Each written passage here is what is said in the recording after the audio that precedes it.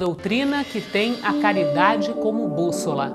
Uma filosofia que propõe a lei de causa e efeito como explicação para os males humanos.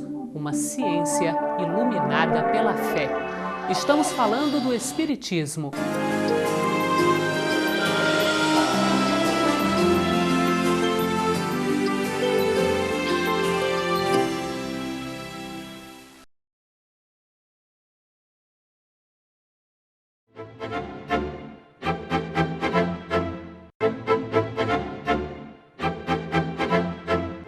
Estamos iniciando mais um programa Transição, a visão espírita para um novo tempo.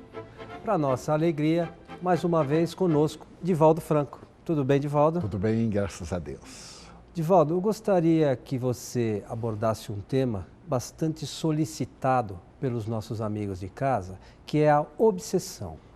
Por favor, Divaldo. Vivemos num momento muito grave na historiografia das nossas existências psicológicas. Vivemos a hora da depressão. Sem qualquer dúvida, a depressão hoje é de natureza pandêmica. A Organização Mundial de Saúde informa a continuar com esses fatores, a ansiedade, o medo, a solidão. É provável que no ano 2015 sejamos 400 milhões. E isto é assustador.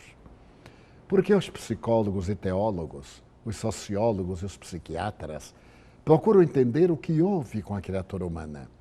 Porque com tantas conquistas, mesmo na área da saúde física, mental e psicológica, essa ocorrência de consequências trágicas. Nos Estados Unidos da América do Norte, em cada 18 minutos, o indivíduo suicida-se com arma de fogo. 90% através desse instrumento letal, que é o revólver, o rifle ou qualquer outro instrumento de tiro. Por que terá acontecido isto? Nós iremos fazer uma abordagem, mesmo porque a depressão se tornou tão perturbadora que qualquer tristeza, logo nós diagnosticamos como depressão. Coloquemos aqui em termos psicológicos que tristeza não é depressão. Tristeza é sintoma de saúde.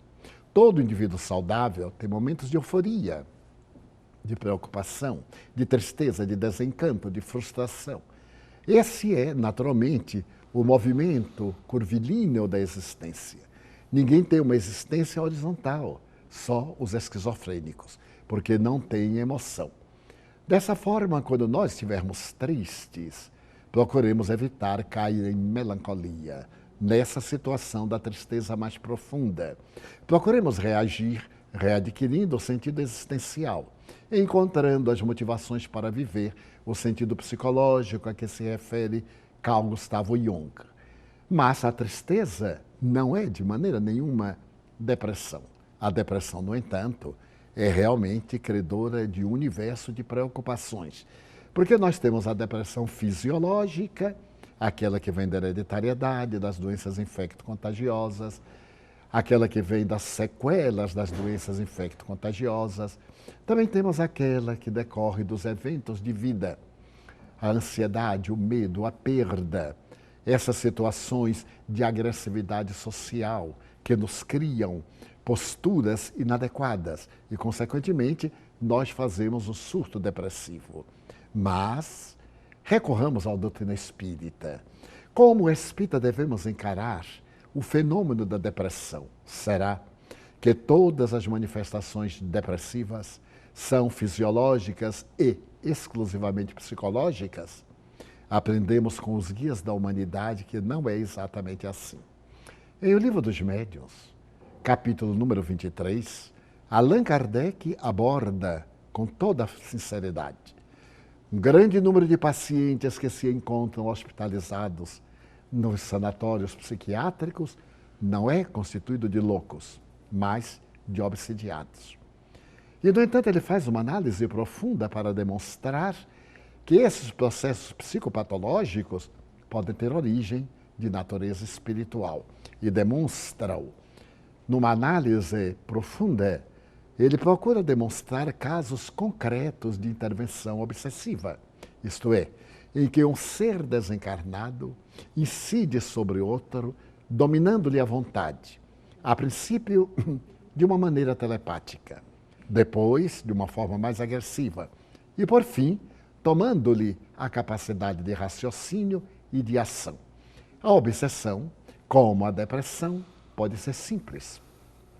Nós podemos ter um transtorno depressivo ligeiro, que eu chamaria aqui, em uma colocação muito pessoal, como uma gripe psicológica. E logo isto passa. Podemos também ser vítimas de um transtorno obsessivo pela influência de um espírito rebelde, desocupado, perturbador, que se compraz em gerar situações embaraçosas, como é muito comum aqui na Terra. Porque, afinal, os espíritos outra coisa não são que as almas dos homens e mulheres que viveram na Terra. Estão despidos.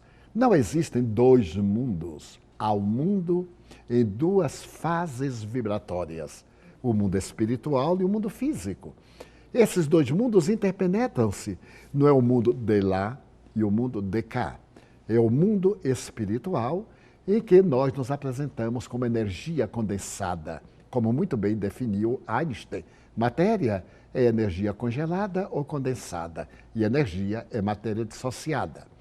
Então, nesses dois estados vibratórios em que nos movimentamos, no corpo ou fora do corpo, já que a vida é única, como diz o apóstolo Paulo, porque desde quando fomos criados, não finamos, não somos exterminados, vivemos vestidos de matéria ou despidos dela. Como no corpo, despimos-nos e vestimos a indumentária de acordo com as nossas possibilidades e interesses. Então há uma perfeita identificação vibratória. Há no Brasil um ditado muito bom, um brocardo popular. Dize-me com quem andas e eu te direi quem és. Aqui nós faríamos um pouco invertido. Dize-me quem és e eu te direi com quem andas. Ora bem, se o indivíduo tem uma postura saudável, se ele cultiva ideias positivas, ele estará assessorado ou acompanhado por espíritos saudáveis, espíritos dignos.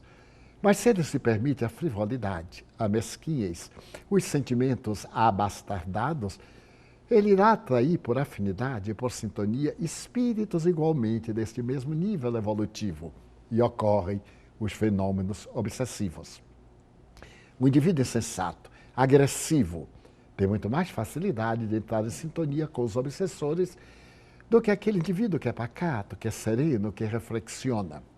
E ao lado disso, nós temos as simpatias e as antipatias. A própria psicologia tem muita dificuldade de entender porque nós olhamos para uma pessoa e simpatizamos. Olhamos para outra e até detestamos. A explicação desse déjà vu é que se trata de uma reação de natureza fisiológica, certamente. Quando olhamos uma pessoa, as glândulas suprarrenais derramam uma alta carga de adrenalina em nossa corrente sanguínea.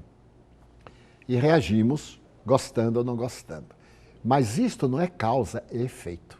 Quando nós olhamos, dispara um gatilho psicológico que nos faz recordar no inconsciente uma afetividade ou um sentimento de oposição, de negatividade. E o organismo reage produzindo a adrenalina. Portanto, o fenômeno fisiológico é efeito de um fenômeno psicológico. Ora bem, na Terra nós temos pessoas de quem gostamos e de quem não gostamos. Aqueles que nos prejudicam e guardamos rancor. Aqueles que nos perseguem e temos ressentimento. Aqueles que nos odeiam e desejamos-lhe o mal. Sem qualquer hipocrisia, ocorre com todos nós. Sendo que alguns conseguimos superar, mas a reação é inevitável. É um fenômeno que está estruturado em nosso processo evolutivo animal. Desde as primeiras manifestações do medo, a primeira emoção humana, até o estado de amor, a mais sublime emoção humana. Quando desencarnamos, se não desculpamos, se não perdoamos e guardamos aquele sentimento, uma lei de atração nos vincula a quem nos prejudicou. Quer nós o desejemos, quer não desejemos. É a chamada lei das afinidades. É muito comum este outro brocardo, quando ele diz: o devedor está sempre vigiado pelo credor. Aquele que deve está sempre sob a alça de mira daquele que é o possuidor do seu débito. Desta maneira, os espíritos que desencarnaram, vitimados pela nossa conduta irrefreada, pelos nossos sentimentos perversos e não nos perdoaram, aguardam o momento próprio para cercar-se-nos, seja pelas nossas vibrações, que exteriorizamos uma paisagem psíquica típica da vinculação, seja porque nos procuram depois que se dão conta do estado espiritual e ocorrem as obsessões. Elas podem começar como uma influenciação. De repente, nós sentimos uma onda de tristeza. Essa tristeza, sem nenhum motivo aparente, agrava-se. E nós começamos a ter um monólogo. Eu não sou feliz. Tudo na minha vida dá errado. Não sei por que as pessoas não gostam de mim. Estamos formando um quadro depressivo, natural. Mas ele pode ser inspirado por um espírito perverso que deseja aniquilar-nos. E, de repente, nós saímos do monólogo para o diálogo. Falamos e sentimos que algo nos responde no interior. E, em breve, nós saímos da obsessão simples para a subjugação, que é o estado em que nós perdemos o controle sobre as nossas funções intelectivas, comportamentais e, ao mesmo tempo, fisiológicas. Nas obsessões mais graves, subjugações, que no Evangelho de Jesus apresentam-se como possessões. Allan Kardec foi um grande linguista. Além de falar e escrever fluentemente 5 idiomas, era um profundo conhecedor da língua francesa. E ele procurou demonstrar que o espírito não possui o corpo da sua vítima. A palavra possessão demoníaca, que foi a tradução do latim para o Evangelho, era porque se tinha a impressão que o espírito adentrava-se pelo corpo do possuído e então a vítima, perdia todo o sentimento de razão, de percepção e entregava-se à loucura. Allan Kardec demonstrou que o espírito encarnado de tal forma está impregnado célula a célula, por intermédio do seu perispírito em nossas hemácias e nossos glóbulos brancos, que não haveria lugar para um parasita adentrar-se em nós. Então, a obsessão não é como um líquido que se adentra dentro de um vasilhame, dá-se através do perispírito. Para quem não sabe o que é o corpo astral da teosofia, do esoterismo, de outras doutrinas orientais. Esse corpo astral, hoje é reconhecido por alguns órgãos da medicina fisiológica como modelo organizador biológico, a forma que faz a forma. Quando o espermatozoide dispara e fecunda o óvulo e ele se transforma em célula ovo, o mecanismo energético vai moldar o corpo que nós vamos ter. É aí que vai moldar também o nosso ser que somos, aqueles atos morais, positivos ou negativos, e que vão proporcionar o que hoje a engenharia genética chama a mutação do gene.